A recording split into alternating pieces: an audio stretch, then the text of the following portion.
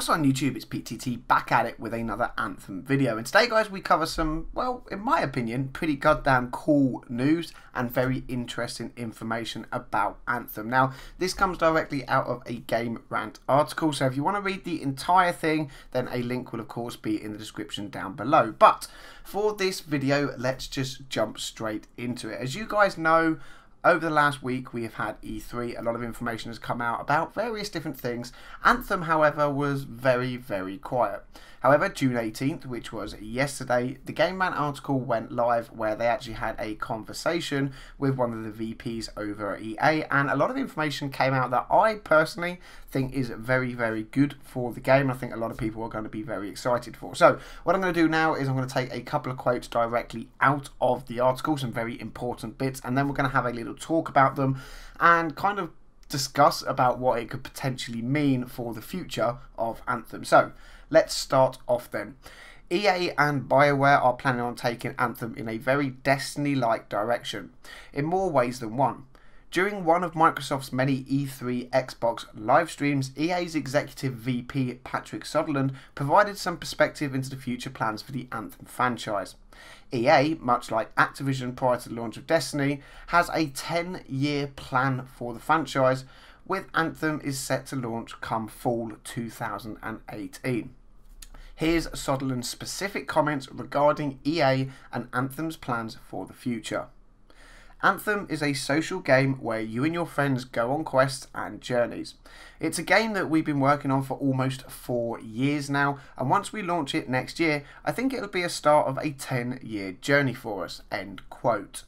There's clearly very little meant to chew on this quote, as Sutherland mentioned the 10-year plan rather offhandedly, yet even an offhand comment can carry a lot of meaning contextually. That is to say, knowing what we do know about Destiny's development and how closely Anthem appears to be following in Destiny's tracks. So yeah, like I said, it's not the entire article, guys. The entire article will be in the description bar down below. I do suggest you head on, go over there, check it out, read it, click all the links that are in it, and read all the other bits and pieces about it. So what do we get? What's kind of exciting me about it then? Well, it is the whole 10-year plan thing, okay? We know that Destiny has a 10-year plan, and if BioWare are going to follow along the same path, it can be very interesting. Now, why can that be interesting? Well, for that, we need to take a little look at Destiny and what's happened over the past 3 years, especially if you guys haven't played Destiny and you don't know what's going on. So Destiny originally released on September 9th, 2014. 3 months later, it got its first DLC, which was The Dark Below. That released on December 9th, 2014. A little over 5 months later, The House of Wolves dropped in May 19th, 2015. 4 months later, we got The Taken King, which took us into year 2. That released September 15th, 2015. An entire 12 months later, we got the Rise of Iron DLC, which released on September 20th, 2016.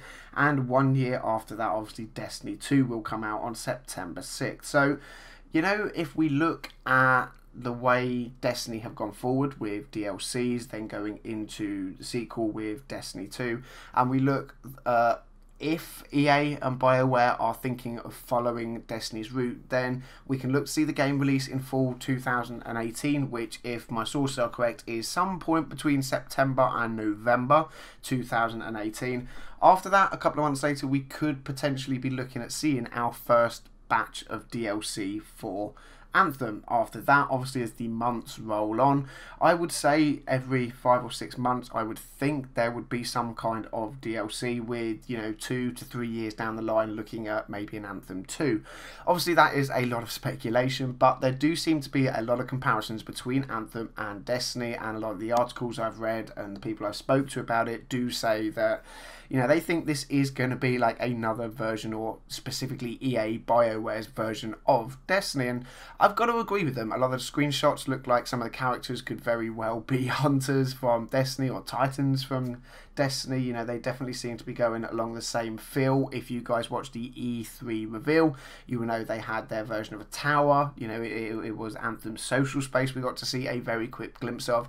They went out into the open world, and you know, these guys have been working on it for 4 years, so there's an awful lot of work gone into it. I would assume that a game that's being compared to Destiny and does appear to be following along the same lines, then I would assume that developers and things like that, they will be looking at what has happened in Destiny, what the community have liked, what the community haven't liked, and they're going to try and make sure that they have all the likes and none of the dislikes, because, you know, if it's one of those games that they want to kind of put on the same level as Destiny and they want to try and take some of their fan base, then they're going to need to have a reason to do that. They're going to need something that pulls the Destiny fans into this game and takes them away from Destiny. You know, at the end of the day, guys, this is business. If they are making a game that's going to compete with it, then it's got to be goddamn good. You know, Destiny has a very proven track record, some of it good, some of it bad, we all know that.